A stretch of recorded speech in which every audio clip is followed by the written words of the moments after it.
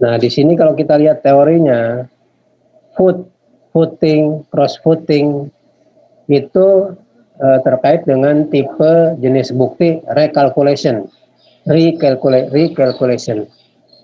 Nah, recalculation itu dilakukan terhadap apa? Terhadap perhitungan yang dibuat oleh klien gitu.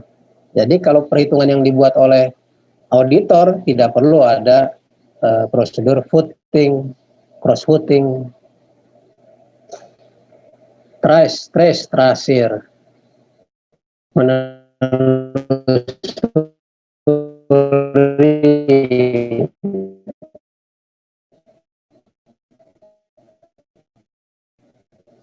tracir itu mirip dengan vouch, hanya saja dari dokumen ke catatan. Kalau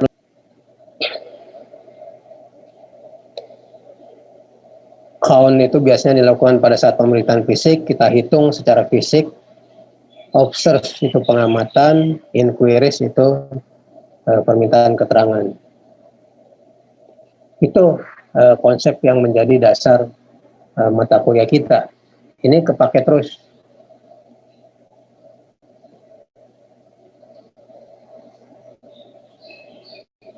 Nah, mudah-mudahan saya berharap 3 konsep tadi, yaitu manajemen asersi dan audit objektif atau tujuan audit.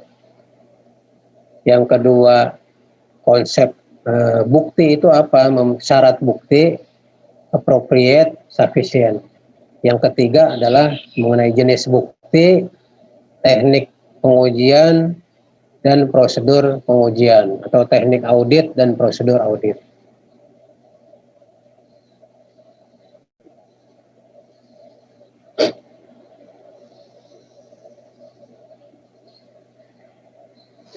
Nah, selanjutnya saya akan sampaikan sebelum kita bahas bukunya Sukrisno Agus, saya akan sampaikan dulu teori menurut buku Arens untuk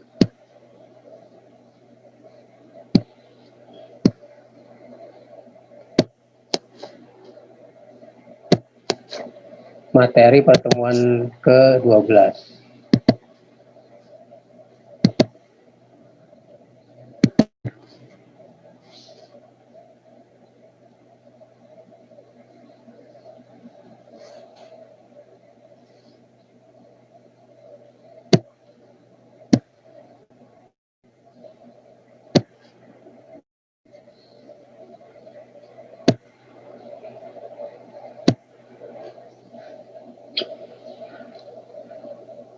Kalau ada yang mau tanya, silakan ya. Langsung aja bisa di-slide. Atau dicatat dulu juga boleh. Nah, kita bahas mengenai sekarang siklus inventory.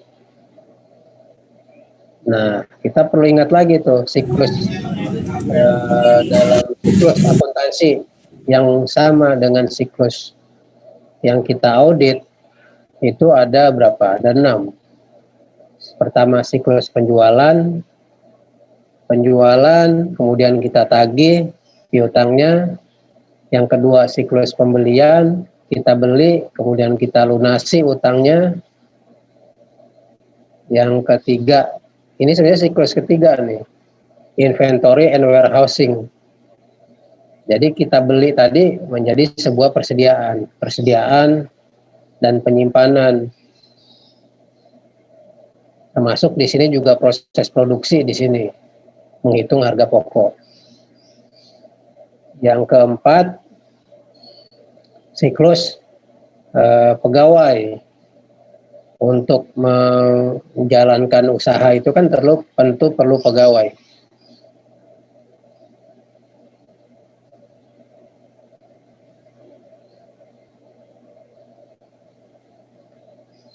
Pegawaian, personel, and payroll, kepegawaian dan penggajian. Biasanya ini akan menjadi rumit pada saat audit perusahaan yang pabrik, karena buruhnya banyak, pegawainya banyak. Atau perusahaan-perusahaan yang besar gitu, kayak contohnya Kementerian Keuangan itu pegawainya mungkin sekitar 80.000 orang gitu. Nah, ini cukup besar, banyak. Yang kelima adalah siklus modal kapital. Biasanya itu terkait dengan hutang jangka panjang atau modal di sisi kredit. Yang terakhir, keenam, itu siklus gabungan sebenarnya, yaitu siklus kas umum. Jadi semua siklus di tadi yang 5 tadi itu pasti melibatkan kas. Untuk ada penerimaan kas, ada pengeluaran kas. Nah, nanti yang di siklus kas umum itu lebih fokus menguji saldo kas. Sedangkan pengujian atas transaksinya sudah dilakukan di siklus-siklus sebelumnya. Nah, kita masuk ke siklus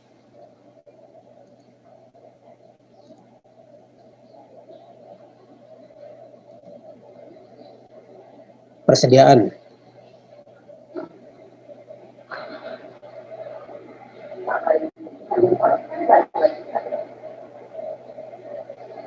Nah, siklus persediaan itu pada perusahaan dagang, pada perusahaan manufaktur itu menjadi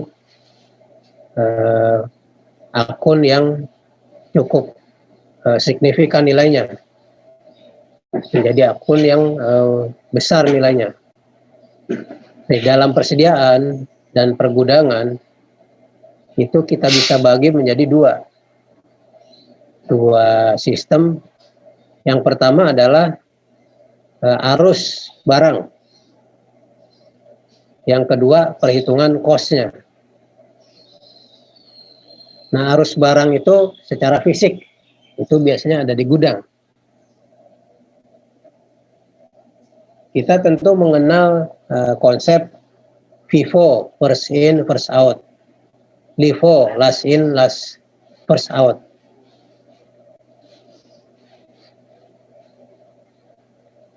Nah, konsep pencatatan FIFO, LIFO itu tidak ada hubungannya dengan konsep physical flow of goods. Jadi kalau di gudang tetap saja barang yang masuk duluan itu akan dikirim duluan. Tetap konsep secara fisiknya itu FIFO. Kenapa? Ya kalau barang yang datang lebih dulu itu nanti dikeluarkannya belakangan, keburu rusak itu barang gitu. Apalagi kalau dia tidak sedikit lakunya barang itu, nanti dia keburu rusak. Jadi yang barang baru yang masuk duluan ya segera dikirim duluan. Sehingga barang-barang yang ada di gudang sisanya itu barang-barang yang anyar gitu, yang terakhir, yang baru-baru. Tapi secara pencatatan ini hanya konsep di buku atau catatan. Kita mengenal ada konsep LIFO, last in, first out. Jadi yang barang masuk terakhir itu dicatat secara cost-nya duluan. Nah, di inventory itu ada proses 6 fungsi. Proses purchase order. Purchase order ini ada di mana? Ada di siklus pembelian. Kemudian datang barangnya, diterima, kemudian disimpan di gudang, kemudian barangnya diproses. Ini khususnya untuk perusahaan manufaktur atau pabrikasi. Kemudian disimpan finish good-nya, baru dikirim finish good-nya. Kalau setelah ada permintaan penjualan. Nah, semua ini sebenarnya prosesnya ini sudah dilakukan di siklus penjualan dan siklus pembelian. Nah, ini hanya tambahan saja untuk melengkapi pengujian di siklus penjualan dan pembelian. Kemudian kita mengenal konsep dan pencatatan inventory. Ada perpetual, ada periodik. Nah, kita harus paham tuh. Ingat lagi bagaimana menghitung harga pokok, persediaan dengan konsep perpetual. Kemudian bagaimana kita menghitung harga pokok, penjualan, dan nilai persediaan berdasarkan konsep periodik.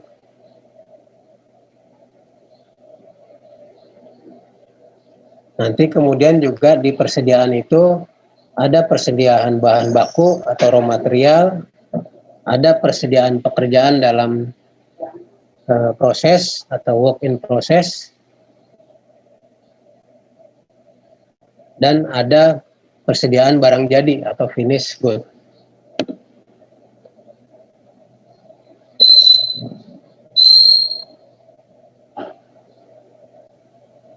Nah, ini flow dari akun-akun yang terkait dengan siklus inventory and warehousing. Jadi kita beli, ada material dibeli, saldo material terakhir, ini material yang digunakan, kemudian ada upah, kemudian ada overhead, masuk ke work in process, nanti yang sudah dijual dipindahkan ke cost of goods sold, bukan cost of goods sold, barang yang sudah selesai diproses pindahkan ke finished good, cost of goods manufacture, kemudian finished good yang dijual dipindah ke cost of goods sold, COGS.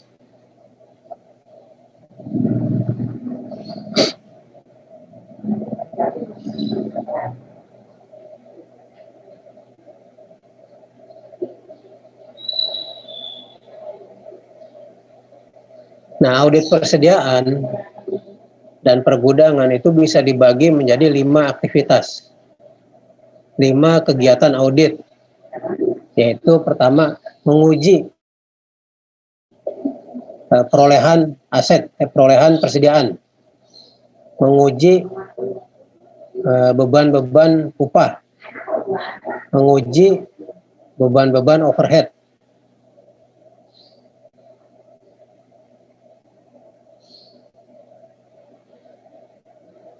kemudian yang kedua menguji kalau ada aset atau persediaan yang digunakan secara internal. Bisa jadi perusahaan menggunakan sendiri persediaannya tersebut, tidak dijual. Kemudian yang ketiga menguji dari penjualan. Barang yang dikirim itu dicatat revenue-nya, berapa cost-nya. Kemudian yang kelima, yang keempat, kita mengobserv secara fisik ya, kita datangi, kita lihat inventorinya. Nah, ini biasanya kita lakukan dengan pemeriksaan fisik, physical examination. Yang terakhir, kita cek harga dan perhitungan persediaan. Karena harga itu nanti akan mempengaruhi harga pasar, mempengaruhi berapa nilai persediaan yang harus dicantumkan di neraca.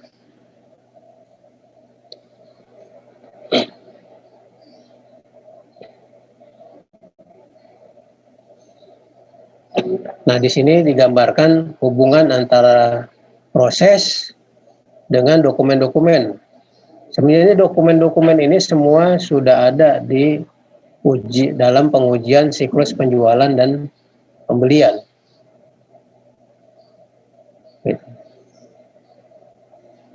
Cuma yang berbeda apa? Di sini ada buku persediaan nih, raw material perpetual inventory master file. Ini buku persediaan secara perpetual. Nih, ini ada permintaan penggunaan material untuk produksi. Kita harus mempelajari cost accounting-nya. Saya selalu di dosen koordinator itu selalu berpesan pada saat audit diharapkan mengurangi seminimal mungkin ujian atau soal mengenai yang tidak terkait dengan audit. Misalnya bagaimana menghitung cost of goods sold, bagaimana menghitung persediaan work in process dan sebagainya. Ya, tapi prepare saja. Jadi ingat lagi bagaimana cara menghitung finish good, work in process. Nanti akan ada variasinya itu. Berapa persen material yang sudah digunakan, berapa persen upah buruh direct labor yang sudah digunakan, berapa persen factory overhead yang sudah dialokasikan, itu mempengaruhi nilai work in process dan mempengaruhi nilai nanti finish good selanjutnya. Dan yang terakhir, ini barang dikirim, dijual. Ada catatan cost accounting-nya.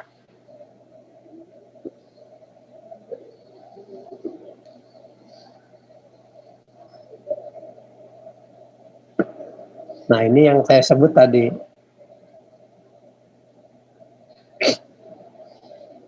Siklus-siklus yang sudah terlibat, terkait. Ini siklus pembelian. Ini siklus penjualan. Nah, yang siklus inventory, khusus inventory and warehousing, di sini nih. Kalau ada internal transfer, termasuk juga internally transfer, itu transfer dari departemen produksi ke pergudangan misalnya. Di departemen produksi mungkin bisa jadi ada produksi barang A digunakan untuk memproduksi barang B, itu saring penggunaan internal. Belum sampai dijual kepada pihak customer. Juga di siklus inventory nanti kita melakukan pemeriksaan fisik dan menghitung harga persediaan.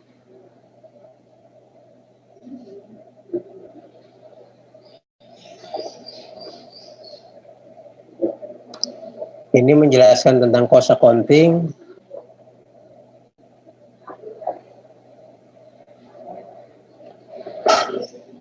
Cost accounting mudah-mudahan tidak ada soal tentang cost accounting ya.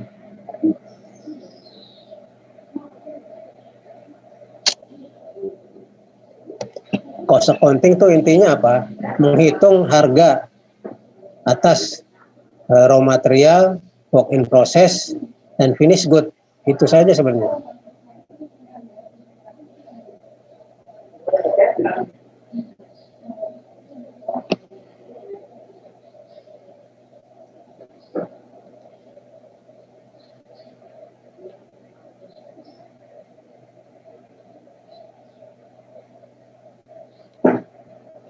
Ini analytical procedure. Analytical procedure itu menguji analisis atas inventory. Biasanya menggunakan rasio-rasio atau tren.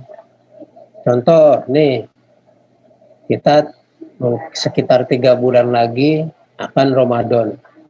Pada beberapa perusahaan biasanya penjualan menjelang Ramadan atau menjelang Idul Fitri itu meningkat. Nah, secara statistik, secara analisis tren, stok perusahaan itu biasanya mulai menaik nih, menanjak menjelang Ramadan. Nah, itu bisa kita analisis dari garis tren atau rasionya. Jadi, inventory itu seringkali merupakan aset yang terbesar di neraca.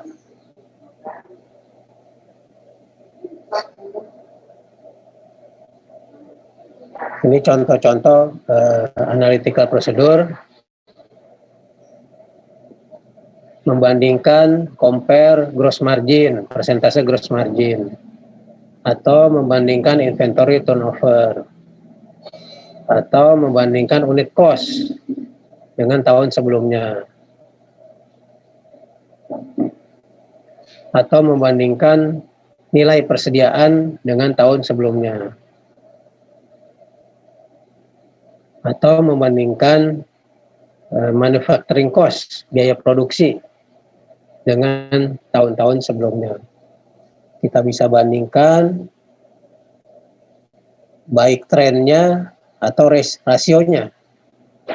Itu ada beberapa possible misstatement kalau dia janggal angkanya. Nah, ini pemeriksaan fisik. Pemeriksaan fisik ini merupakan hal yang wajib dilakukan oleh auditor.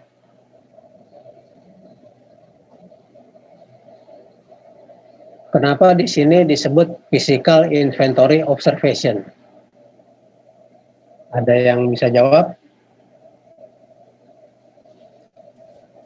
Kenapa kok di sini yang melakukan pemeriksaan fisik siapa? Auditor atau klien?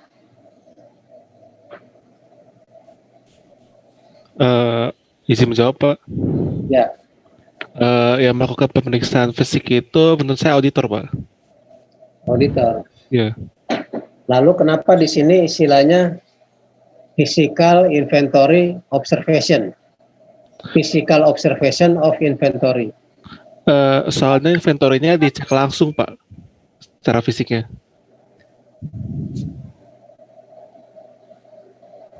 Yeah.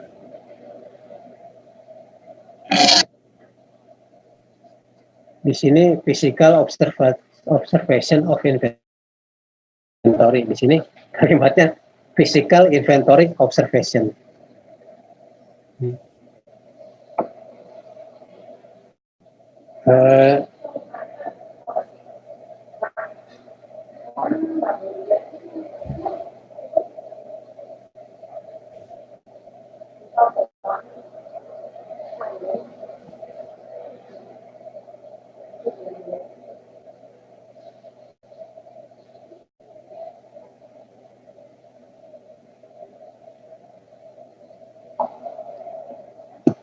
Jadi gini ya, sebenarnya yang melakukan pemeriksaan fisik itu klien.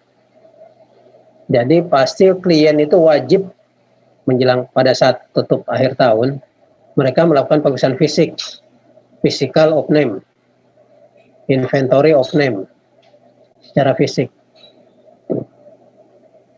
Nah, auditor seharusnya sudah dilibatkan dalam proses physical inventory oleh klien tersebut. Makanya di sini disebut auditornya hanya mengobservasi, hanya melihat pemeriksaan fisik yang dilakukan oleh klien. Namun auditor juga bisa sebenarnya terlibat dalam pemeriksaan fisik, artinya ikut menguji juga bersamaan, jadi istilahnya di sini kita lakukan bersama-sama.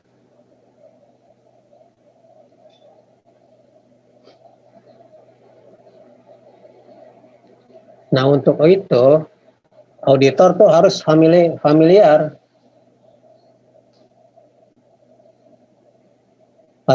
dengan persediaannya klien. Caranya apa? Ya, dia lihat-lihat, ini conducting a tour, lihat-lihat dari fasilitas inventory, gudangnya ada di mana saja, persediaannya apa saja, terus bagaimana pengaturan tempat penerimaan, penyimpanan, production, kemudian area-area untuk mencatat. Auditor harus melihat-lihat itu, memantau dulu.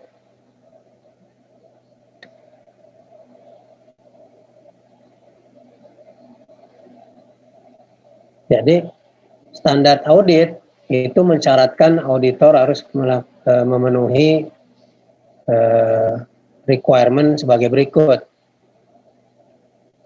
Be present, hadir pada saat klien menghitung inventory. Jadi pada saat klien melakukan pemeriksaan fisik atas persediaan, auditor harus hadir. Yang kedua, auditor mengamati, observe, mengamati prosedur perhitungan yang dilakukan oleh klien.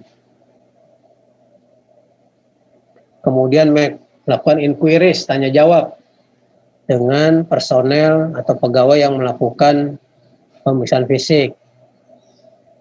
Nah, auditor juga harus menguji lah di sini. Auditor menguji, menghitung lagi secara sampel tentunya.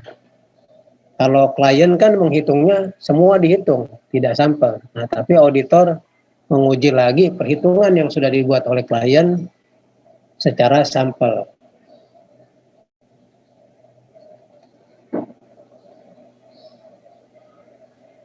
Nah, kontrolnya apa? Untuk memastikan bahwa perhitungan fisik yang dilakukan oleh klien itu cukup memadai dan bisa diandalkan oleh auditor. Ada prosedurnya, ada tata cara yang tertulis yang dibuat oleh klien untuk melakukan pemeriksaan fisik. Kemudian ada supervisi, pengawasan oleh pihak lain di perusahaan yang bertanggung jawab. Kemudian ada verifikasi internal yang independen. Kemudian ada rekonsiliasi dengan catatan. Jadi antara fisik nanti dibandingkan dengan catatan, terutama untuk catatan yang sifatnya perpetual dibandingkan.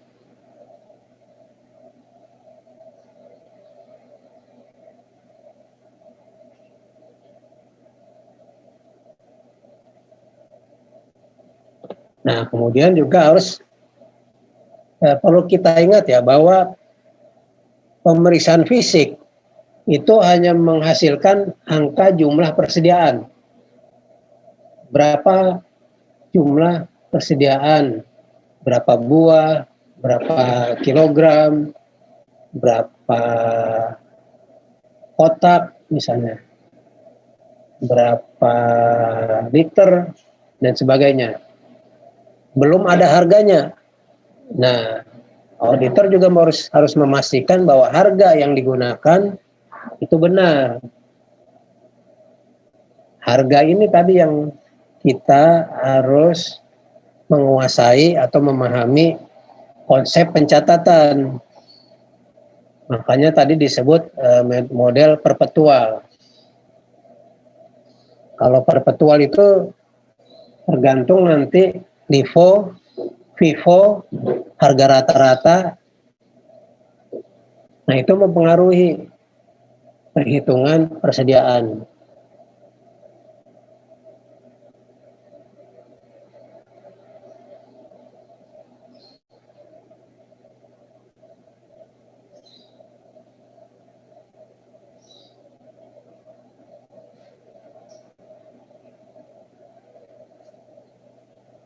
Kemudian pada saat menghitung valuation persediaan, nilai persediaan, auditor harus memperhatikan 3 hal ini. Metodenya harus sesuai dengan accounting. Itu tadi yang sebut LIFO, FIFO, rata-rata, average, gitu ya. Kemudian metodenya harus konsisten, tidak boleh berubah-ubah. Kalau tidak konsisten, akan mempengaruhi opini. Meskipun dia wajar, unqualified, tetapi kalau tidak konsisten, itu harus ada pengungkapan secara khusus. Kemudian yang terakhir, ini yang tadi saya sebut di manajemen assertion itu dan audit objektif, konsep net realizable value. Maka nilai persediaan harus dibandingkan antara cost dengan nilai market. Nanti ini mempengaruhi berapa harga yang harus dicantumkan di balance sheet neraca.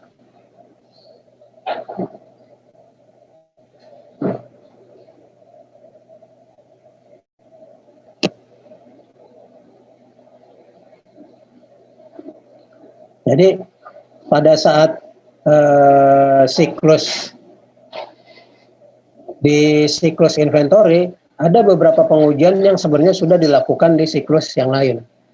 Ini siklus pembelian, ini siklus penggajian, ini siklus penjualan. Nah, tinggal dua ini, menguji akuntansi biaya, melakukan pemeriksaan fisik, menguji harga, pricingnya, dan terakhir mengkompilasi semua jenis-jenis persediaan.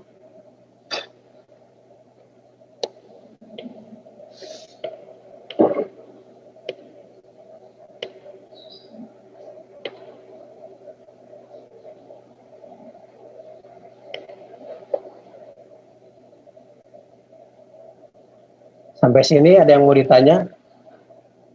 Sebelum kita bahas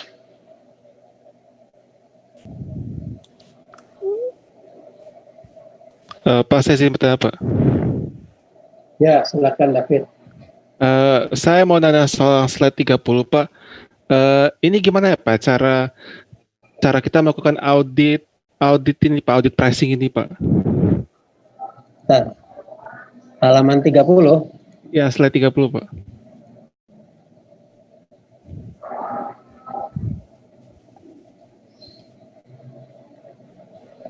Ini udah saya ini nih. Udah saya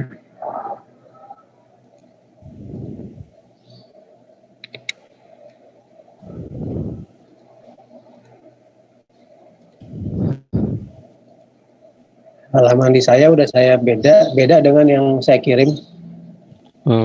Karena beberapa halaman yang sifatnya diskusi dan penjelasan tujuan pembelajaran itu saya hapus. Oke. Berarti halamannya saya pakai, coba saya tampilkan yang slide yang masih utuhnya.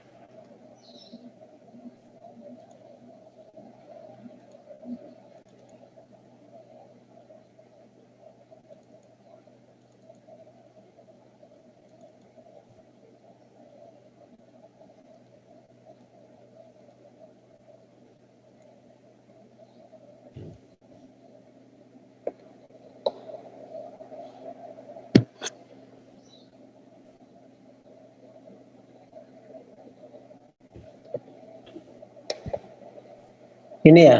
Iya, Pak.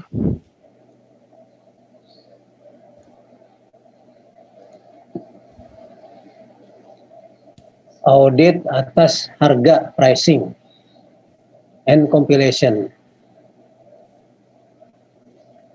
Jadi kalau harga di sini kan disebut berdasarkan, tadi saya terangkan bahwa pemeriksaan fisik itu hanya menghitung jumlah fisik dari persediaan. Jadi ada berapa buah, berapa kilogram, berapa kotak, berapa liter, berapa pasang misalnya, berapa meter, berapa batang misalnya. Nah, untuk menghitung persediaan kan tentu dia harus dikalikan dengan harga. Nah, harga apa yang dipakai? Nanti itu dipengaruhi oleh catatan pembelian. Nanti juga tergantung kepada metodenya, mau LIFO, FIFO, atau rata-rata. Nah, cara menghitung harga pokok itu berbeda antara sistem perpetual dan sistem periodik. Nah, itu bisa kita pelajari lagi tuh di pelajaran akuntansi maupun di pelajaran, kalau di pelajaran akuntansi itu hanya sifatnya kelihatannya yang diajarkan sederhana untuk perusahaan dagang. Tapi kalau untuk perusahaan yang manufaktur atau pabrik, kita perlu pelajari cost accounting-nya. Cost accounting bagaimana menghitung harga pokok persediaan, menghitung harga pokok penjualan, menghitung nilai persediaan raw material, work in process, dan finish good. Itu. Oh, oke Pak. Terima kasih. Berarti kita harus belajar dari akuntansi juga ya Pak ya? Iya. Oh, oke Pak. Jadi kan salah satu persyaratan auditor, laporan auditor untuk audit laporan keuangan adalah dia harus paham akuntansi, paham cost accounting, akuntansi biaya, akuntansi keuangan, dan akuntansi biaya.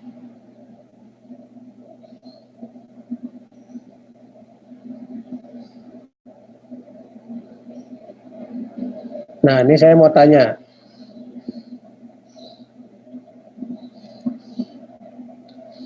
dalam kondisi pandemi gini,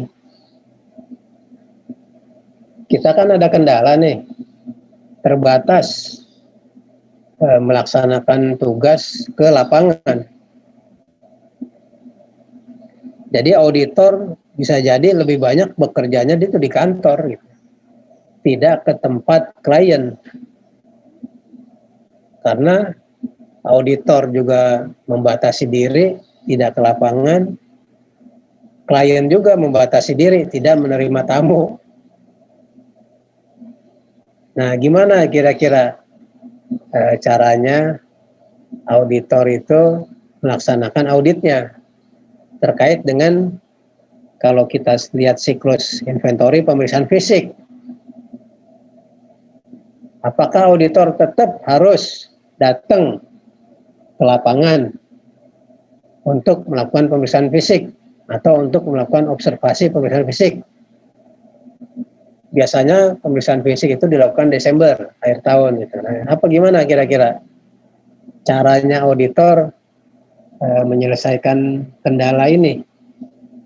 Kendala fisik di lapangan, apalagi kalau ada daerah yang harus PSBB ditutup misalnya. Ada yang bisa ini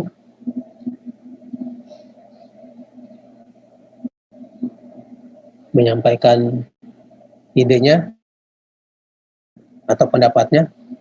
Izin menjawab, Pak. Ya, Mbak Ersa. Mungkin bisa minta tolong untuk di video gitu, Pak, kliennya, terus jadi auditornya lihat dari videonya itu.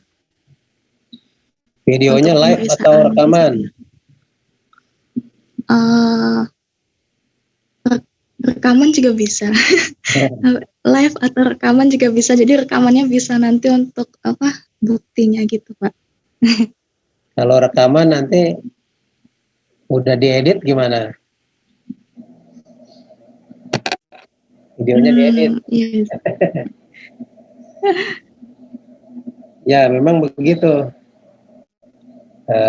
Jadi kita dengan kondisi pandemi ini, auditor itu sudah menerapkan teknik audit pengujian dengan remote. Remote itu jarak jauh. Remote jarak jauh. Caranya gimana? Ya dengan memantau, harusnya secara live. Secara live, bagaimana pemeriksaan fisik yang dilakukan. Bisa juga auditor mengirim utusan, jadi nggak semua tim turun ke lapangan.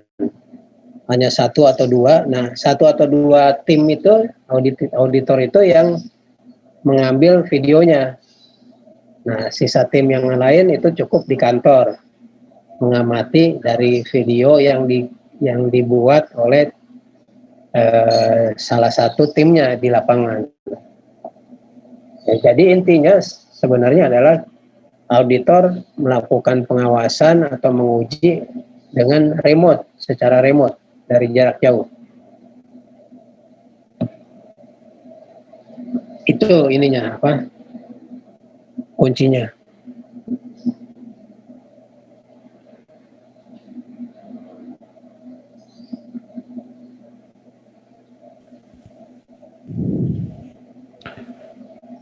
Tentu pengujian secara remote ini tidak seakurat gitu ya, atau tidak sebaik pengujian langsung auditor melihat sendiri di lapangan. Nah, untuk itu auditor harus melakukan pengujian alternatif tuh untuk menutupi kekurangan remote audit ini dengan cara memperkuat pengujian dokumen, pengujian dokumentasi, pengujian dokumen bukti-bukti yang ada fisik.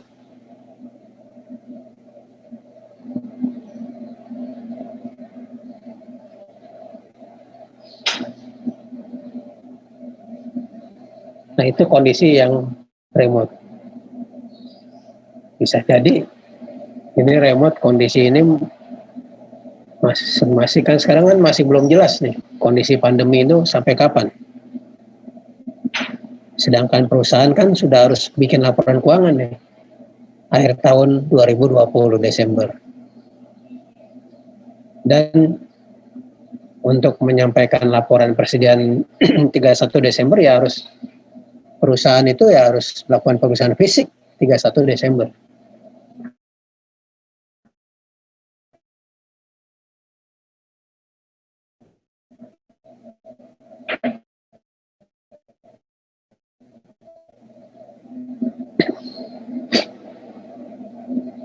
Kemudian juga untuk mengakomodasi pengujian secara remote perlu juga kerjasama dari klien. Klien itu harus menyiapkan dokumen-dokumen atau data dalam bentuk digital. Jadi selama ini data yang dalam bentuk hard copy, kertas itu disiapkan dalam bentuk digital sehingga auditor bisa dikirim ke auditor, auditor bisa menganalisis, membaca, menelaah, meneliti dari komputer.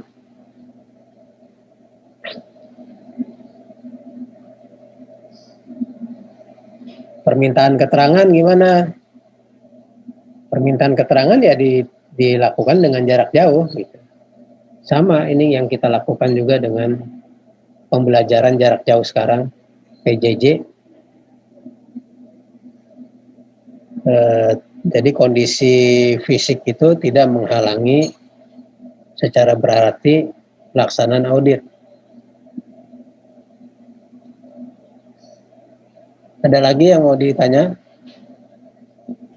Pak, kalau auditnya, kalau tadi Bapak bilang pemeriksaan fisika pakai video gitu, bukannya berarti nanti risikonya meningkat, Pak?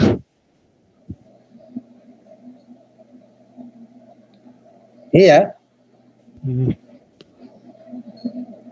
Iya, betul. Risikonya meningkat. Makanya tadi saya bilang untuk mengurangi risiko itu dengan melakukan pengujian alternatif, yaitu memperkuat atau memperbanyak dokumen, pengujian konfirmasi, itu makin diperbanyak untuk mengkompensasi kekurangan jarak jauh.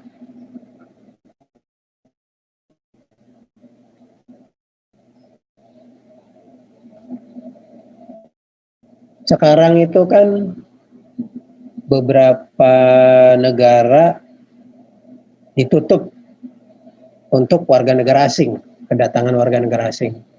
Kalau tidak salah Indonesia juga sudah menutup tuh untuk kedatangan WNA di bandara-bandara internasional. Nah, bagaimana kalau perusahaan kita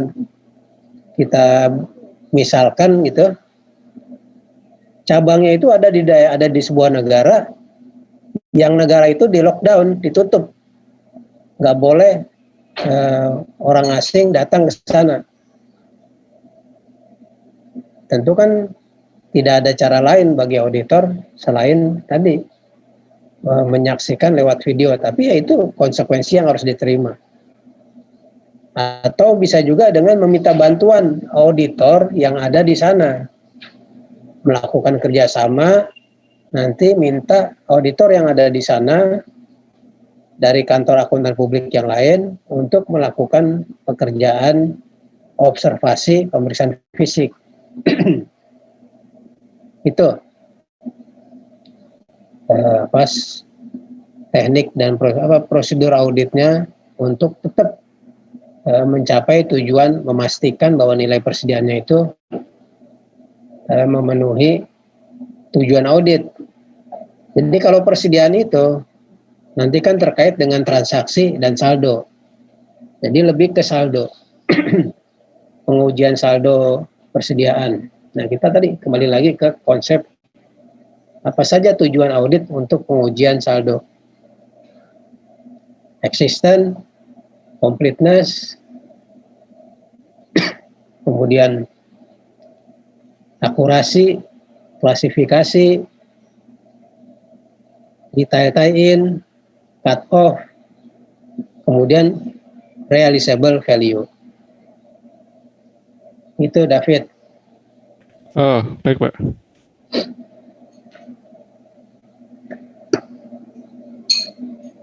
Nah, di beberapa siswa itu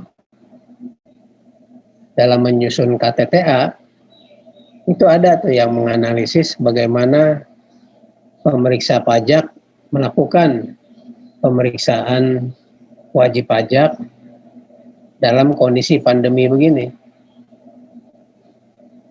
Secara umum kan kita menghindari perjalanan dinas keluar kota.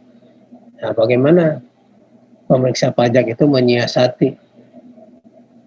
menyesuaikan audit prosedurnya dengan tetap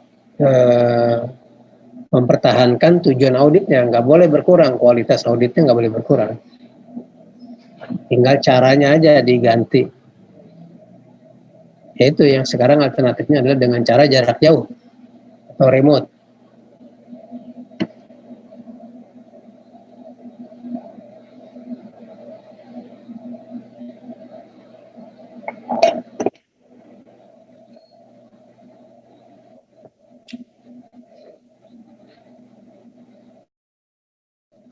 Nah, cukup ya. Nah, kita masuk ke buku Sukresno Agus. Nah, sebelum itu saya mau permisi dulu sebentar, sekitar 1 menit. Buku Sukresno Agus saya akan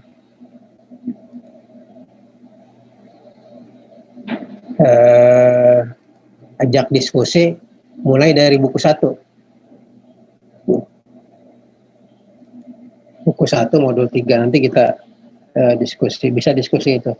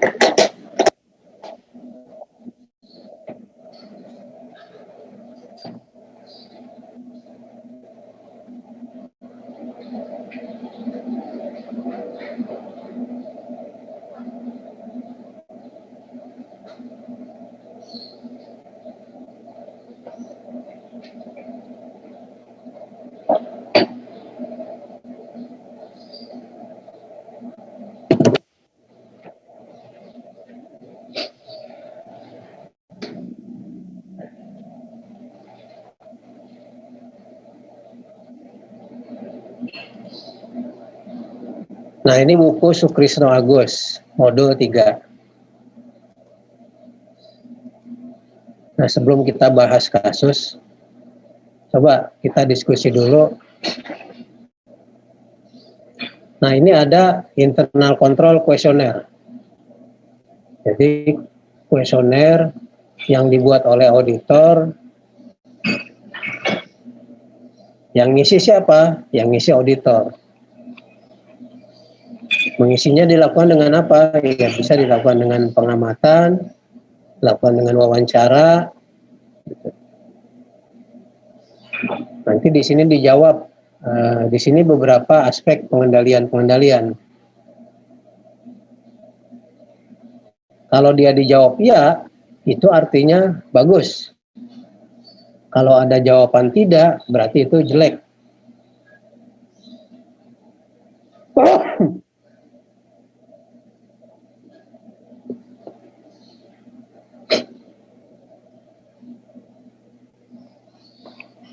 Makin banyak jawaban ya, makin bagus. Makin banyak jawaban tidak, itu makin jelek. Cuma memang di sini kelemahannya, kertas kerja ini tidak memberikan kesimpulan dari kuesioner yang sudah dibuat. Apa kesimpulannya? Dia tidak ada.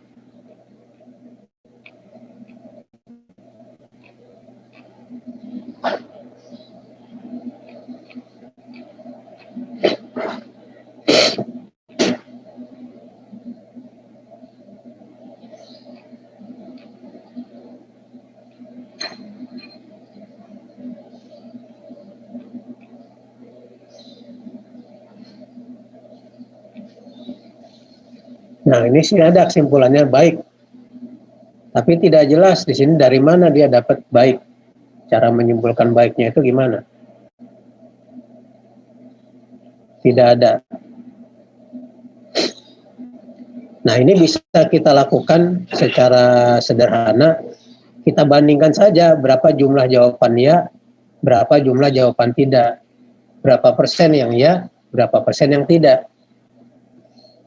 Kalau banyak, ya banyak jawaban ya, persentasenya, maka itu kita bilang baik.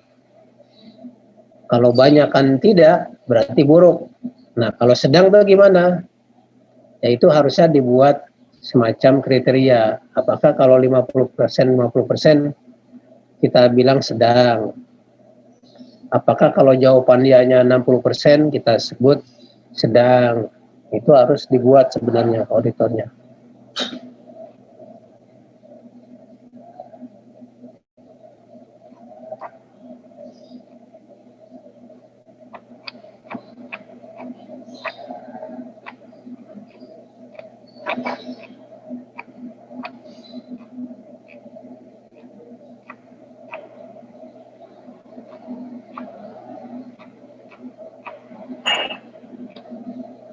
Nah, ini program audit. Perhatikan di sini, program audit seharusnya itu bisa menunjukkan tujuan auditnya apa.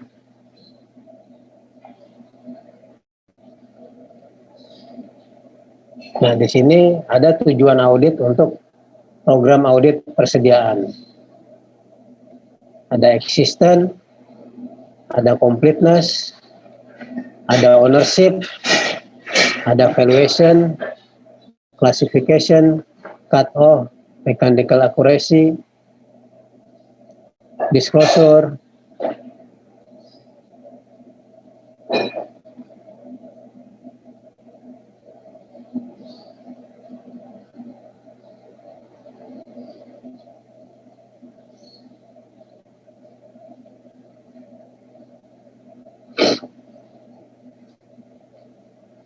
Nah, ini nanti bisa kita bandingkan dengan tujuan audit di buku Arens.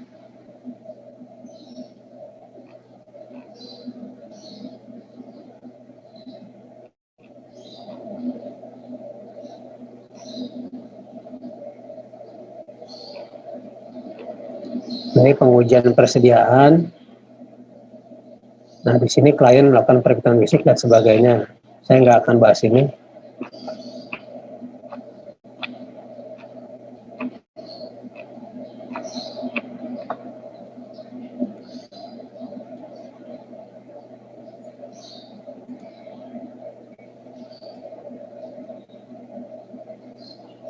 Kemudian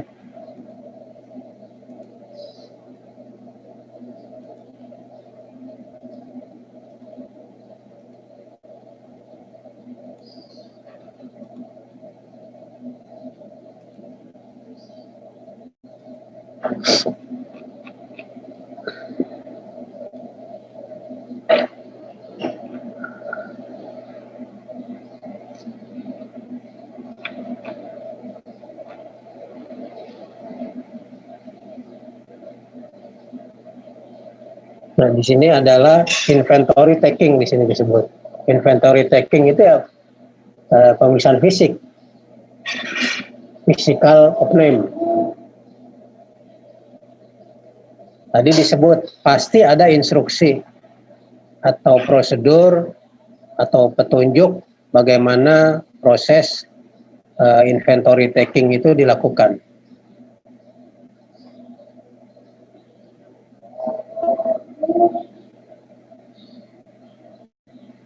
Nah, ini panduan bagi auditor nih. Kemudian minta daftar posisi persediaan. Kemudian sebelum kegiatan dilakukan, periksa ketelitian pelaksanaan prosedur visa batas. Jadi bagaimana perusahaan memastikan bahwa yang dilakukan persediaan itu betul-betul persediaan yang untuk tahun buku berjalan. Ini harus jelas visa batas cut-off-nya. Juga diperhatikan kalau ada persediaan yang mungkin akan dikirim. Nah, itu jangan sampai dihitung.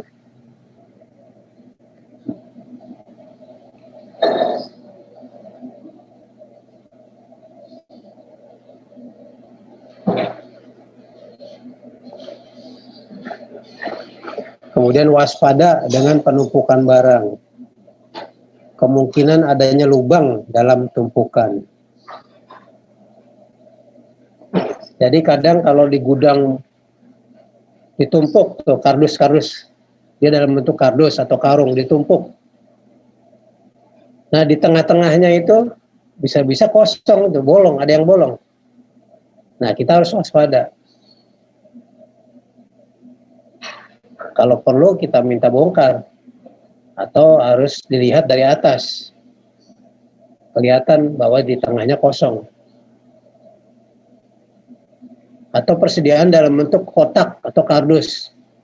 Ternyata tidak semua kardus itu terisi. Nah, itu beberapa. Nah, itu harus kita sampel. Perlunya sampel. Tentu auditor tidak bisa memastikan semuanya benar. Dengan menguji semua. Yang bisa dilakukan auditor hanya menguji secara sampel. Juga aware, berwaspada dengan persediaan yang rusak atau tidak laku. Jadi persediaan itu kelihatan sudah lusuh, sudah usang, dari warnanya gitu.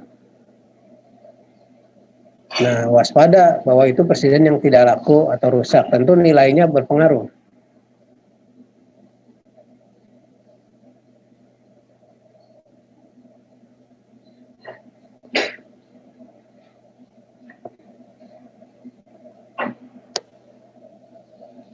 Nah, persediaan inventory taking, perhitungan persediaan tidak mesti dilakukan pada akhir tahun.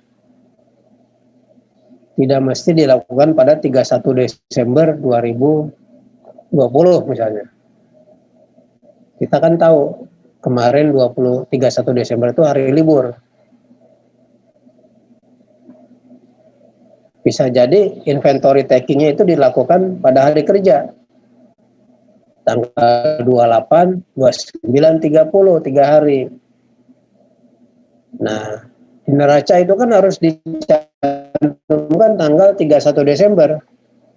Maka harus dilakukan penyesuaian.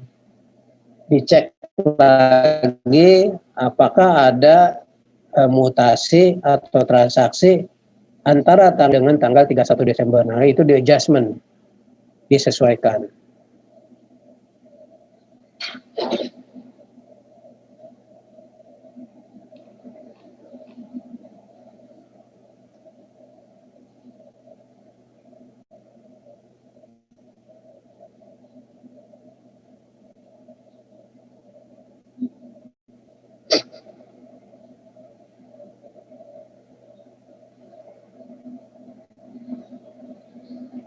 Di nomor 11, yakinkan bahwa perusahaan telah mengadakan penyisihan yang cukup untuk barang-barang yang penjualannya lambat, usang, atau sisa.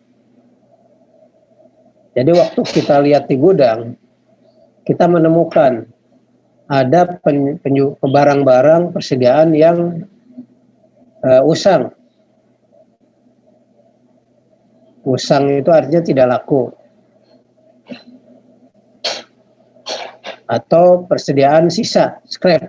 Jadi hasil-hasil produksi yang itu bukan persediaan, hanya scrap. Nah, itu gimana? Yang harus dilakukan oleh auditor.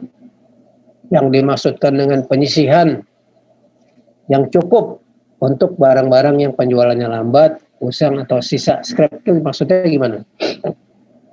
Ada yang bisa menjelaskan nggak?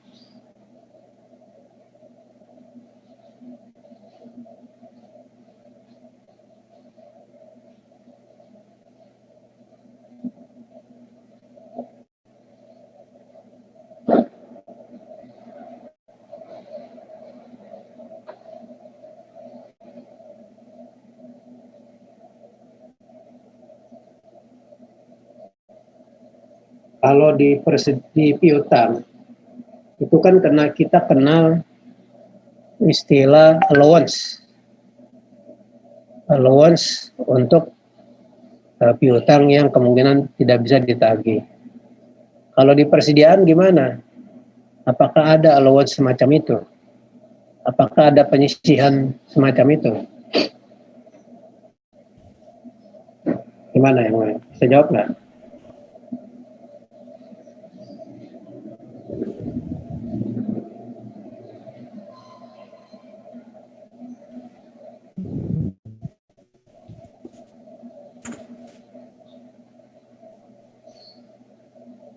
Izin menjawab, Pak. Ya. Kemungkinan ada sih, Pak, penyisihan buat barang yang usang gitu, atau mungkin nanti dilihat umur persediaannya berapa, terus ditaruh ke persediaan usang.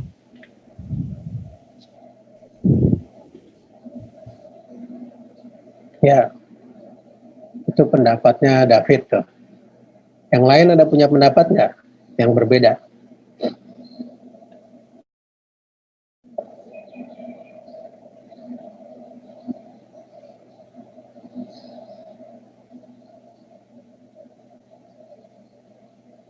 di mana cara auditor melakukan penyisihan,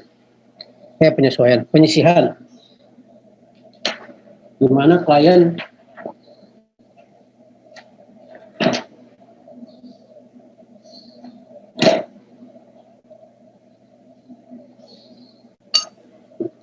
memiliki penyisihan.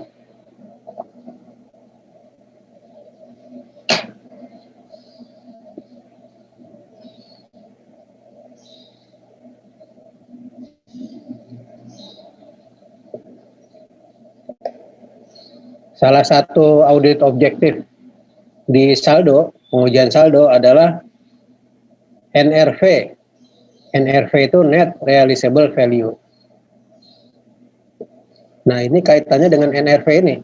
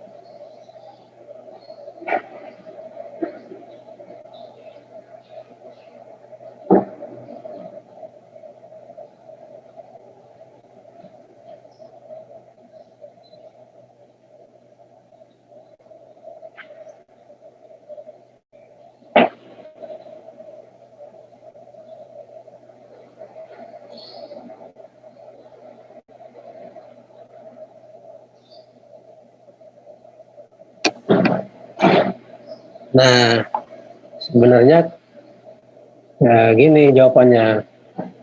Penyisihan itu tentu kita lakukan dengan mengurangi nilai persediaan. Jadi kita nilai persediaan itu sebesar nilai market, nilai harga pasarnya. Tentu harga pasar barang yang penjualannya lambat karena tidak laku, tidak akan mungkin kita bisa jual dengan harga jual yang normal. Gitu. Atau mungkin bisa jadi kita harus jual dengan harga pokok di bawah harga pokok. Juga barang-barang yang usang atau barang-barang yang sisa atau scrap.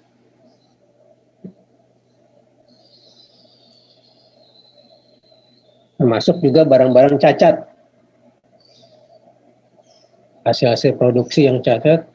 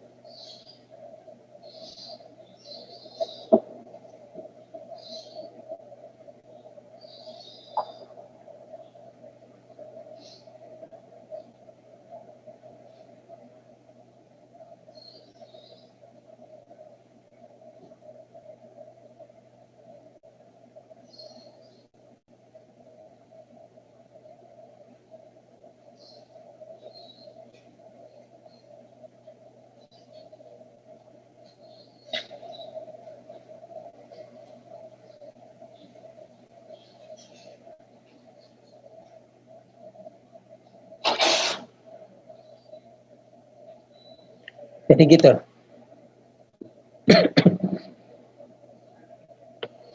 Kalau PPN sebenarnya itu nanti pengujiannya pada saat pengujian pembelian. Nah, terkait dengan inventory.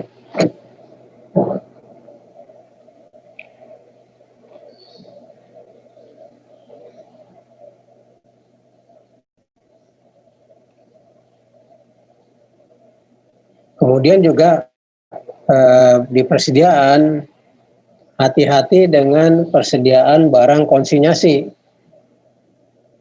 Barang-barang konsinyasi itu bukan barangnya perusahaan, hanya dititipkan saja.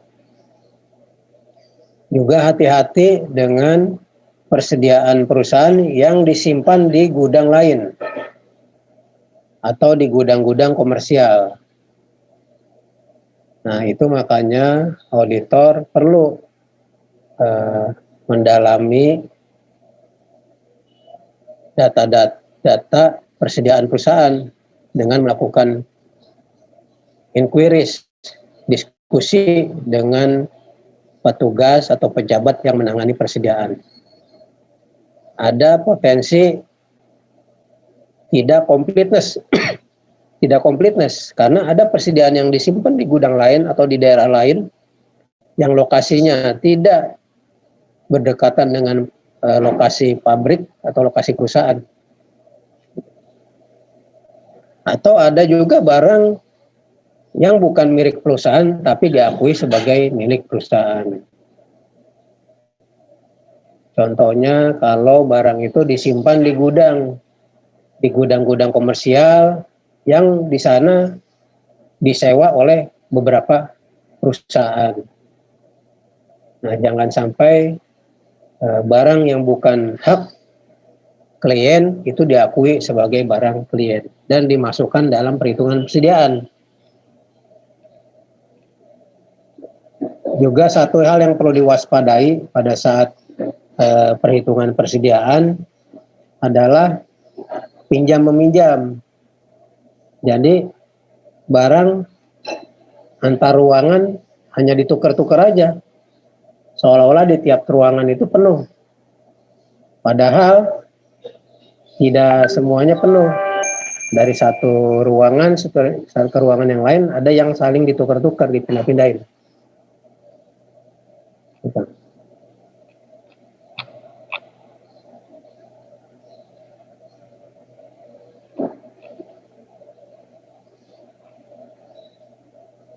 Ini konfirmasi utang. Sebenarnya pengujian konfirmasi utang dilakukan pada saat pengujian pembelian.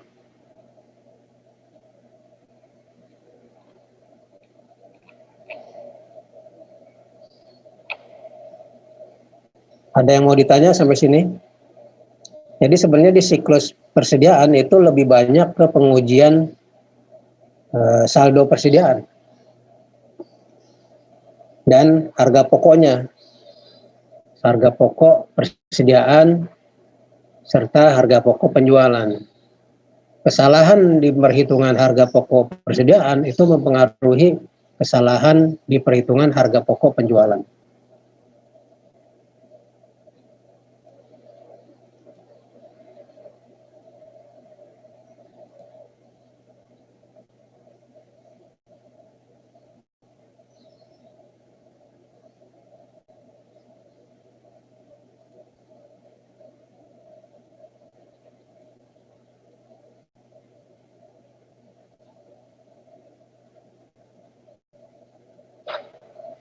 Ada yang mau ditanyakan?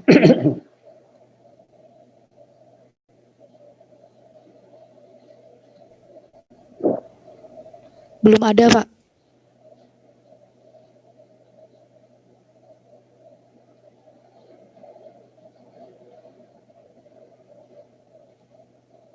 Ya.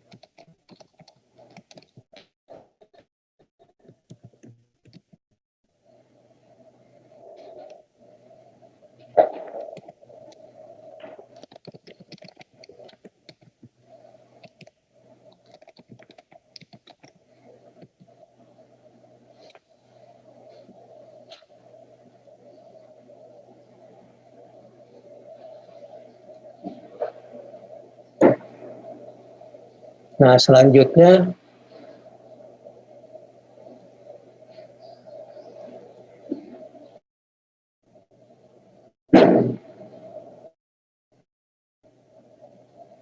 saya tuh belum sempat membagi untuk tugas pertemuan ini ya. Belum saya bagi ya. Belum Pak memang. Belum. Tapi modul yang FF1 itu udah pernah dibahas sih Pak waktu di modul 3 Ya. sebelum UTS. Nah, untuk membahas sekarang ini membahas pertemuan 12, membahas modul 3, terutama KKA, indeks F dan FF1. Silakan, siapa coba, ada nggak grup kelompok yang mau memaparkan sekarang? Yang di RPS 12, modul 3.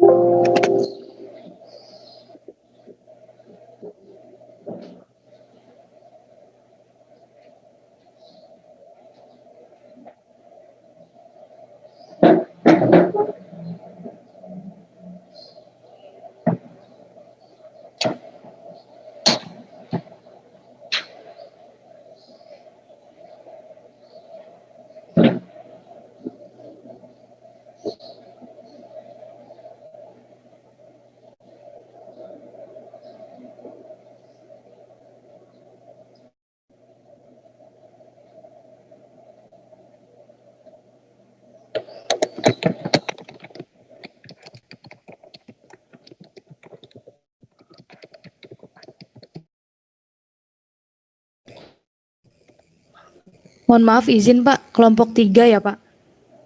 Kelompok 3. Iya Pak. Ya boleh, ini saya udah kasih share screen. Silakan kelompok 3.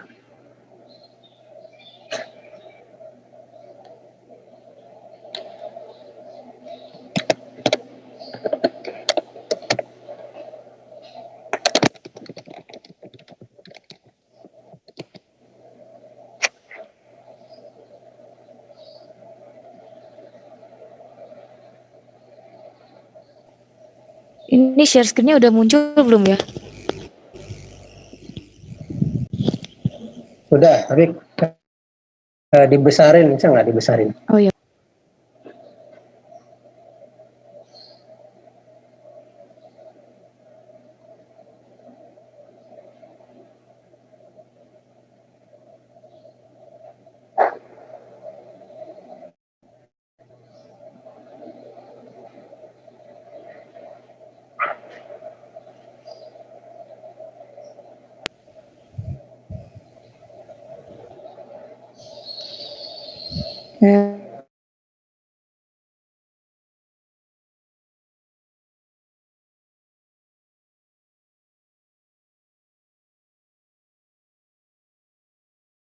Kelompok 3 ada Anwar, saya sendiri Dian, lalu Drilia Galena dan juga Natasha Fauzia. Di sini kami dari kelompok 3 akan menyampaikan untuk TM12 ini terkait untuk indeks F sama FF1 saja. Baik, kita bakal mulai dulu dari yang FF1. Ini terkait schedule perhitungan fisik persediaan.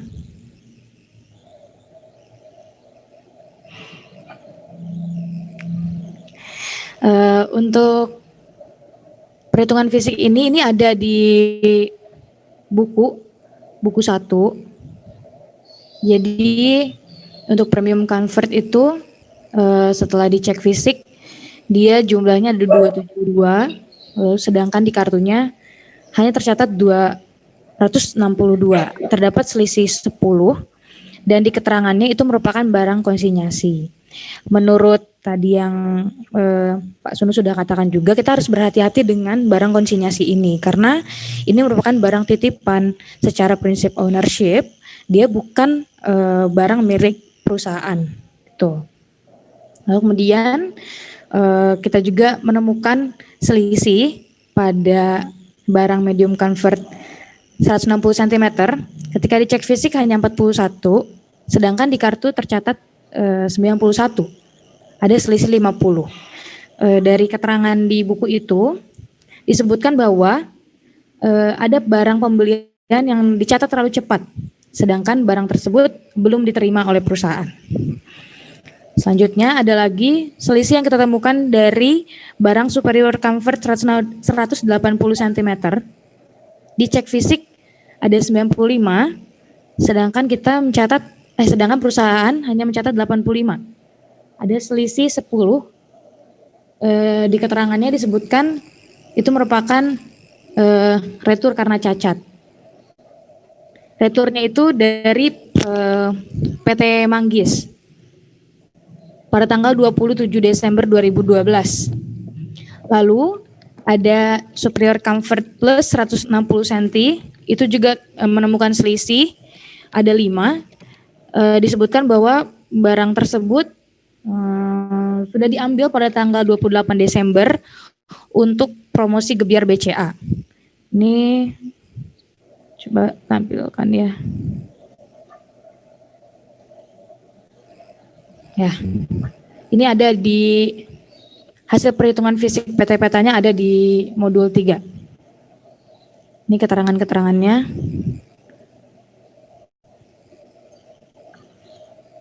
Dia ada barang konsinyasi tadi 10. Lalu kemudian ada 5 superior comfort yang digunakan untuk acara Gebyar BCA. Lalu ada barang yang dikembalikan karena diretur karena cacat, tapi barangnya dikembalikan itu gudangnya sudah tutup. Jadi saudara Esther itu belum mencatat informasi tersebut sampai saat perhitungan fisiknya dilakukan. Lalu juga di sini ada dibilang PT Peta itu membeli 50 unit medium comfort, tapi pesanan belum datang. Menurut pencatatan perusahaan itu, untuk pembelian mereka menggunakan FOB destination. Ini ada di sini. Transaksi pembelian perusahaan dilakukan syarat free on board. Jadi harusnya pencatatan baru dilakukan ketika perusahaannya sudah menerima barang tersebut. Gitu. Jadi pencatatannya terlalu cepat. Itu untuk mengisi yang FF1. Oke, untuk koreksinya sendiri terkait barang konsinyasi itu tidak kita koreksi karena barang tersebut ya seperti tadi yang saya katakan barangnya secara prinsip ownership bukan barang kita, itu merupakan barang titipan gitu. Ini lengkapnya di bagian F. Di tanggal 1 Januari 2013 kami sudah melakukan penghitungan fisik persediaan F1 dan saat dilakukan pengecekan fisik ditemukan perbedaan antara jumlah fisik dengan jumlah tercatat.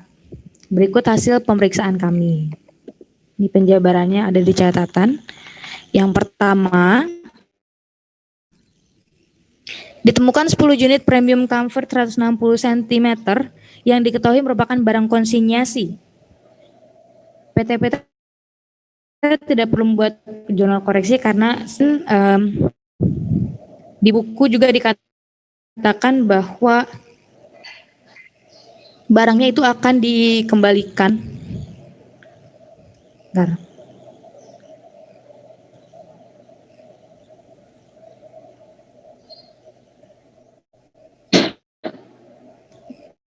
Ya.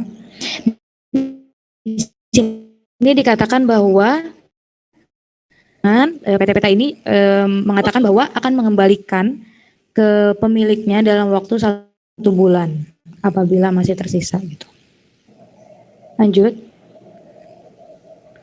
Koreksi selanjutnya itu untuk mencatat 5 unit superior comfort plus 160 cm yang sudah diambil di tanggal 28 Desember yang digunakan untuk promosi acara Gebiar BCA akhir tahun.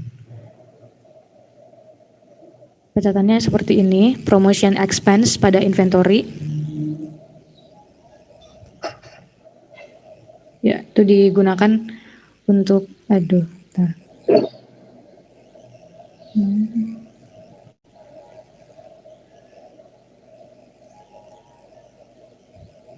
Ya, ini adalah inventory yang digunakan untuk acaranya Gebiar BCA, acara promosi Gebiar BCA.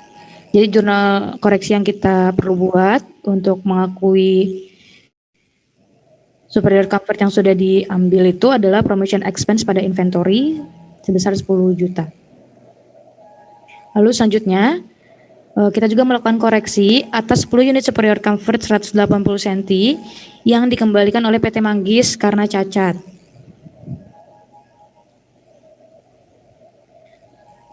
Awalnya perusahaan kan sudah mencatat account receivable sebesar 21.120.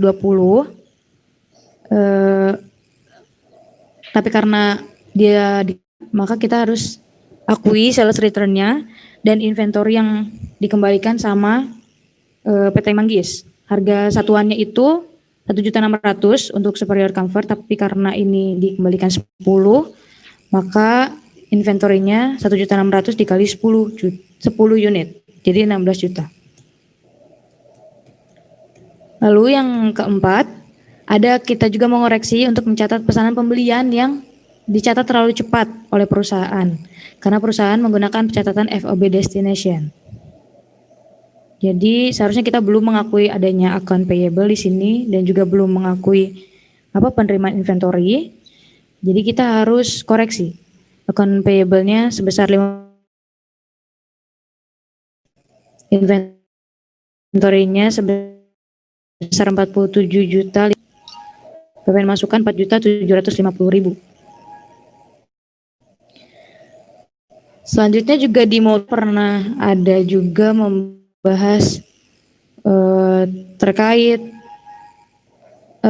persediaan yang masih di perjalanan yang diantarkan ke PT Horas. Karena pada saat itu PT Horas belum menerima barangnya, jadi kita belum bisa mengakui atas penjualan barang yang kita kasih ke PT Horas. Jadi kita harus buatkan jurnal koreksi untuk pencatatan piutangnya seperti ini. Lalu untuk pencatatan inventory-nya, inventory 84 juta dan COGS 84 juta. Koreksinya sudah atas persediaan ini. Lalu kami membuat kesimpulan bahwa saldo persediaannya sudah disajikan secara wajar dan sudah sesuai dengan standar akuntansi keuangan yang berlaku umum. Setelah itu kita fill in ke schedule-nya. Jadi kita ada koreksi atas medium convert 160 cm. Kita taruh di sini. Nomor 4 itu yang bukan terlalu cepat oleh PT Peta. Jadi kita harus kurangkan. Lalu kemudian yang ini yang superior comfort 180 cm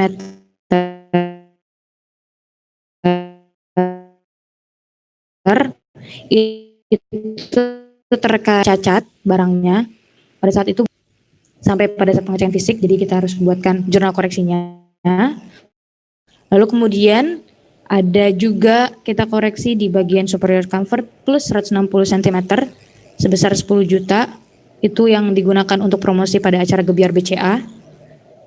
Lalu kemudian ini yang tadi persediaan barang dalam perjalanan yang kita jual ke PT Horas waktu di modul 2 itu ada 84 karena barangnya itu menggunakan FOB destination, karena barang yang belum ada di PT Horas, jadi itu masih merupakan Malaysia harus kita akui.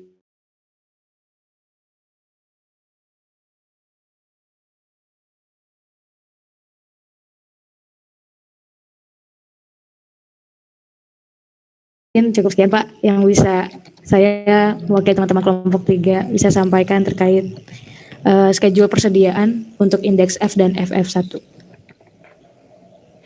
Terima kasih Pak.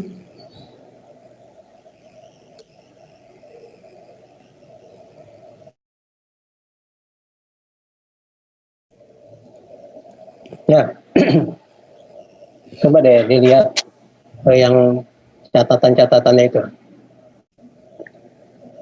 Yang di buku Pak? Atau yang mana Pak? Di sini coba, ini yang Excel-nya ini. Ya. Nomor 1 coba turunin ke bawah. Jadi kan yang nomor 1, catatan nomor 1, ada barang konsinyasi. Betul Pak. Itu kan kalau di catatan pemeriksaan fisik CL08 ya, ada selisih. Menurut kartu 262, menurut pemeriksaan fisik 272. Itu kita tidak mencatat jurnal koreksi ya. Iya betul Pak. Karena bukan barangnya PT Peta. Terus yang nomor 2, superior comfort plus 160 cm. Itu yang CH 31 ya. Kenapa? CH 31.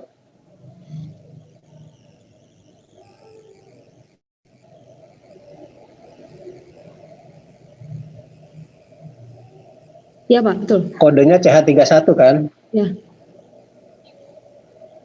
Ini saya agak bingung nih. Kan inventory stock of name-nya tanggal berapa? 1 Januari ya. Iya, melakukannya 1 Januari. Kenapa barang diambil tanggal 28? Artinya kan tanggal pada saat pemeriksaan fisik barang itu nggak ada di gudang ya? Betul. Berarti yang 170 itu sudah dikurangi dengan 5 buah.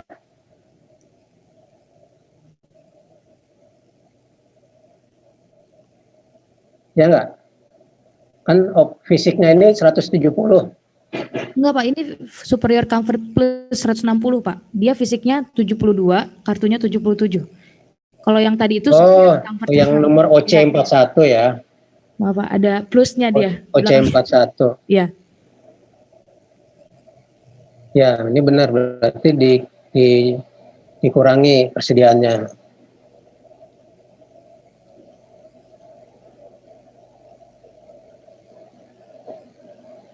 Coba kembali lagi yang ke tadi yang jurnal nomor 3. Nomor 3 itu tanggal 31 ada barang dikembalikan 10 buah karena cacat. Iya Pak. Sampai di gudang jam 5 sore. Karena barang gudang sudah ditutup, barang diletakkan di halaman gudang. Baru dimasukkan keesokan harinya.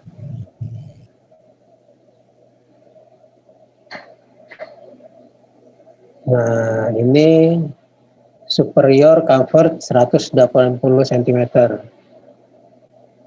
Itu yang BK 26 ya? Ya Pak. BK 26. Berarti kita belum mencatat ya pengembalian barang ini ya? Iya. Tambahkan inventory di jurnal balik piutangnya.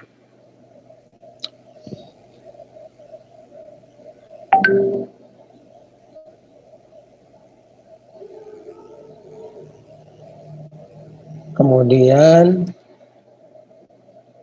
nomor 4, membeli 50 unit medium comfort 160. Medium comfort 160 itu BS 19.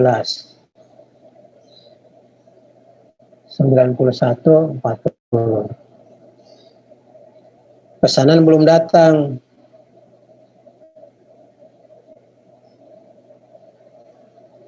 Ini FOB-nya apa?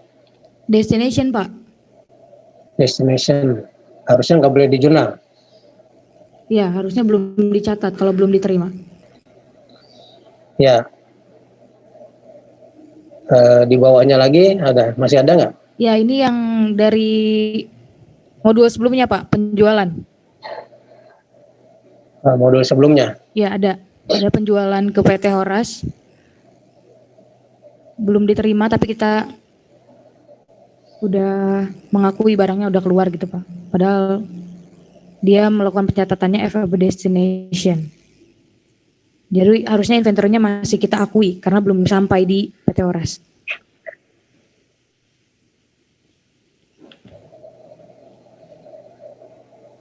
Kalau yang PD Sirsak ini gimana? Sebentar, Pak.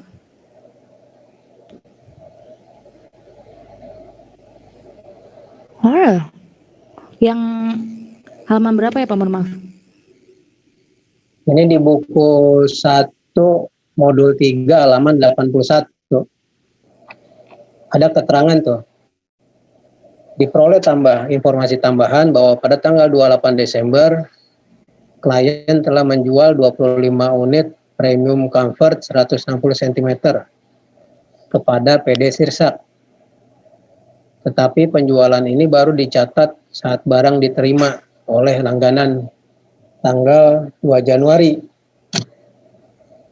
Karena langganan buka kembali tanggal 2 Januari. Yalah. Gak dikoreksi apa? Karena kan memang udah betul mereka melakukan pencatatannya. Baru dicatat ketika memang barangnya diterima oleh PD Sirsak. Begitu, Pak. Jadi mereka memang ini FOB-nya apa? Apa, Pak? Penjualan kepada PT Sirsak.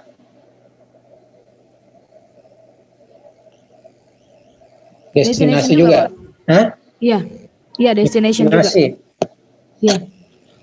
Kalau destinasi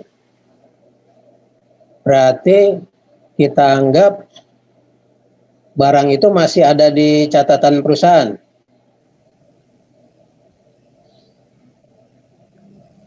Sampai tanggal 1 iya, Pak. Jadi mereka baru akan mencatat barangnya sudah. Tanggal 31 dong. Oh iya, iya betul, Pak.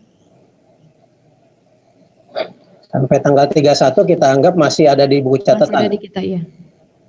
Jadi mereka belum melakukan, jadi kayak perlu kita buat koreksinya. Karena memang mereka nggak ada mencatat barang keluar sampai tanggal 31 itu.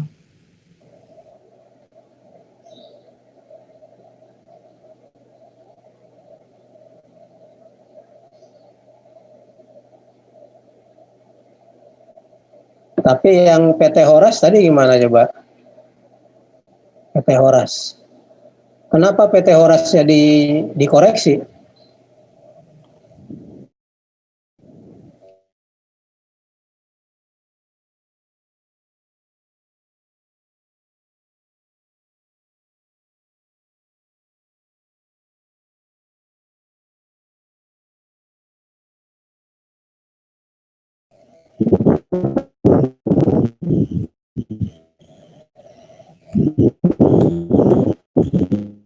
Kelompok yang lain sama nggak?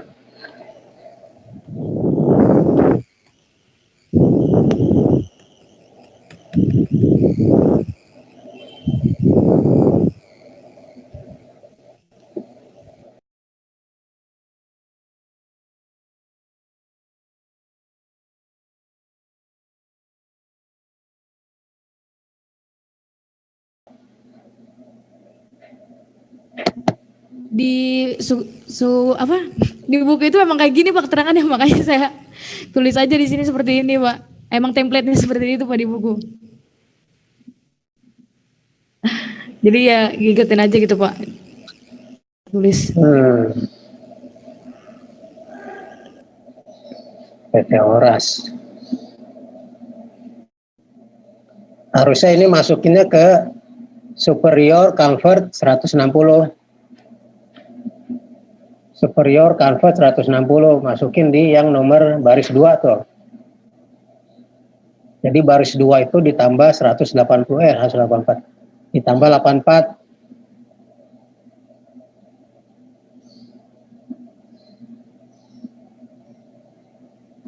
Gitu, jadi harus konsisten. Di sini kan keterangan ini berdasarkan nama produk nih. Nah, kita harus cari yang PT Horas ini produknya apa. Nah, kita pindahkan ke sini.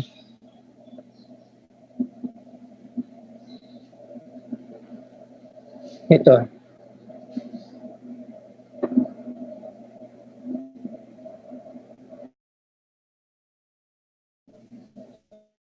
Terima kasih ya.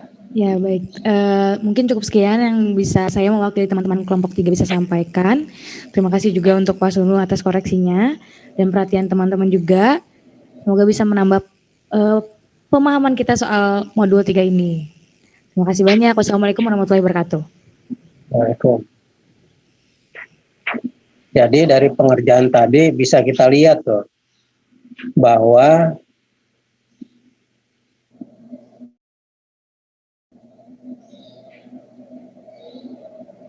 siklus persediaan itu berkaitan dengan siklus lainnya. Pada saat kita menghitung inventory, berapa inventory yang harus dicantumkan di neraca, maka itu sangat tergantung kepada pengujian di siklus penjualan dan pengujian di siklus pembelian. Itu nanti pada saat pelaksanaan itu setiap auditor bisa jadi auditor itu dibagi penugasannya berdasarkan siklus. Nah, auditor yang melaksanakan pengujian itu tentu harus masing-masing harus koordinasi.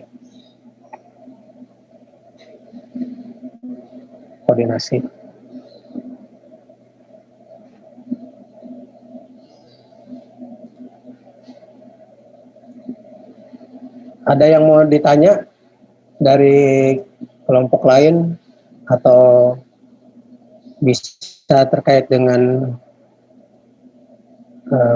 modul 3 yang tadi, kasus, atau yang saya jelaskan?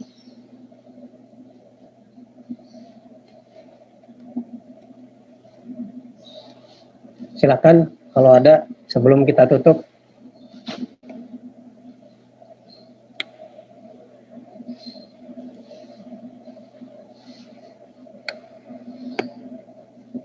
Pak, saya Sipta, Pak. Ya. Saya mau nanya, Pak, kenapa ya yang konsinyasi itu gak usah dikoreksi apa ya? Gak usah dibuat jurnal koreksi gitu.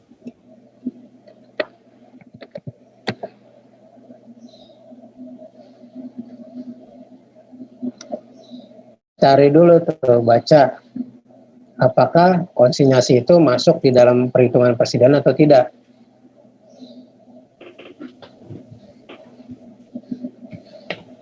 Barang konsinyasi itu kan premium convert 160 cm. Premium convert 160 cm yang CL08. Kalau kita lihat kan dia di fisik 272. Di kartu 262. Ini kalau saya melihat ini mengasumsikan dia tidak dicatat sebagai persediaan perusahaan. Tapi secara fisik ada barangnya. Nah kan ini tuh udah benar, namanya konsinyasi kan bukan milik perusahaan. Kalau saya menafsirkan gitu, jadi udah benar perusahaan tidak dicatat. Harusnya itu dicatat. Karena ini apa? Ini kartu persediaan. Secara teori, kartu persediaan itu harus sama dengan fisik barang. Nah, tapi harus kita cek lagi di buku 1, apakah di gudang itu ada kartu gudang. Nah, saya ralat lagi, saya salah. Yang harus sama dengan fisik barang di gudang itu adalah kartu gudang. Nah, bisa jadi kartu persediaan itu yang membuat adalah bagian akuntansi di bagian administrasi perusahaan. Jadi kalau ngelihat kondisi yang dijelaskan di buku, kelihatannya kartu persediaannya udah benar. Coba kita bisa lihat. Sebentar ya, saya tutup ini dulu.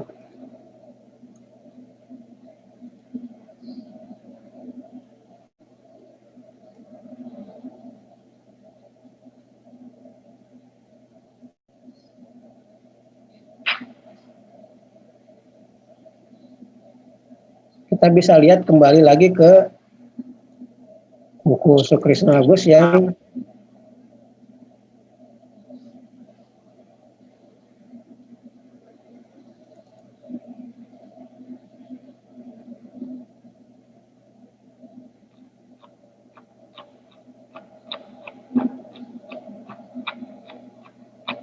prosedur-prosedur itu di buku berapa ya?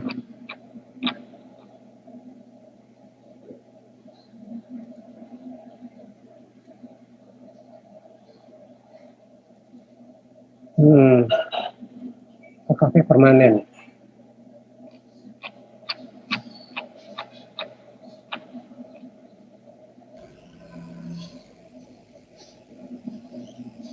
Buku 1 Pak, halaman 26. Nah, ini nih.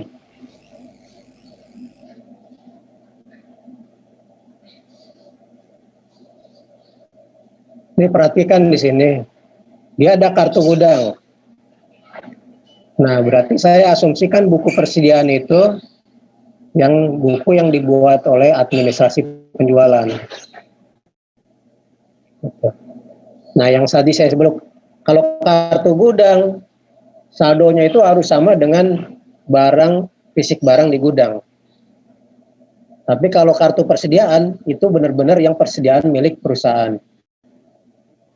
Nah, kalau kita lihat kartu persediaannya lebih rendah 10 unit. Nah, itu udah benar kelihatannya gitu. Begitu, David. Oke, Pak. Di sini nggak kelihatan buku persediaan, kartu persediaan di sini. Hanya ada dijelasin kartu gudang. Tapi logikanya begitu. Jadi bisa jadi buku persediaan beda dengan fisik barang. Tapi kalau buku gudang, kartu gudang, itu harus sama dengan fisik barang di gudang. Karena setiap barang masuk keluar gudang itu dicatat di kartu gudang.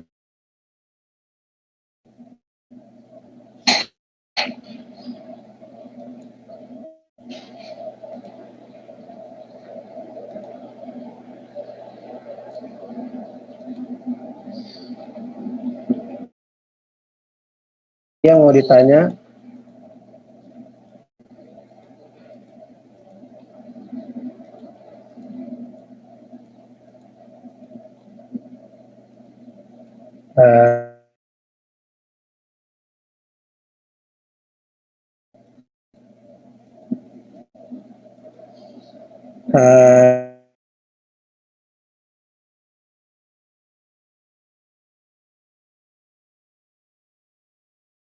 nanti deh ya. Kalau khusus FF1-nya belum Pak, kalau cuman hanya 2 itu aja Pak, belum. Iya, yang untuk pembahasan pertemuan ini kan belum Ya, dikirim kan? belum. Sudah, belum kan? Nanti tolong dikirim ya. Saya buatkan informasinya, tugasnya lewat Google Classroom. Memang belum saya buatkan. Nanti setelah muncul assignment di Google Classroom, tolong dikirim aja salah satu perwakilan kelompok.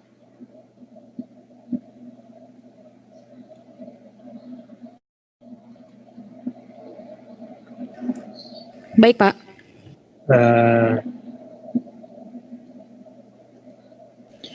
Mohon maaf Pak. Ya. Ini Pak, kami mau tanya apakah terkait nilai UTS ini loh Pak. Ya. Udah selesai gitu Pak, dan kami bisa mengetahui gitu misalnya. Tadi tuh gini, mohon maaf, nilainya belum kelar. Jadi saya baru Yang ada soal esainya belum saya koreksi. Jadi saya baru koreksi soal choice, benar salah, sama soal yang penjelasan ringkas jawaban. Tapi yang esainya atau kasusnya belum saya periksa. Sebenarnya itu saya rencanakan kemarin liburan. Ternyata saya waktu liburan itu masih ada kerjaan-kerjaan, menyusun laporan akhir tahun, sehingga belum sempat.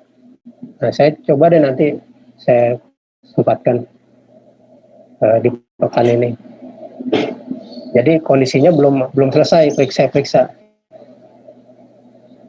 Itu ya. Oke, baik Pak. Terima kasih Pak.